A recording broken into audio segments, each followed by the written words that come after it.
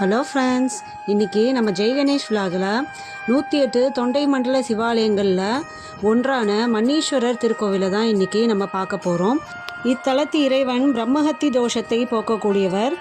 தேவர்களின் தலைவனான இந்திரனுக்கு பிரம்மஹத்தி தோஷம் பிடித்தபோது இந்த கோவிலில் வந்து ஒரு மண்டலம் பூஜை செய்தால் தோஷத்திலிருந்து விடுபடலாம் என்று பிரம்மதேவர் கூறியதால் இந்திரனும் அதே போல் வந்து பூஜை செய்து பிரம்மஹத்தி தோஷத்திலிருந்து விடுபட்டிருக்கிறார். அப்பேற்பட்ட சக்தி வாய்ந்தவர் தான் இந்த மன்னீஸ்வரர்.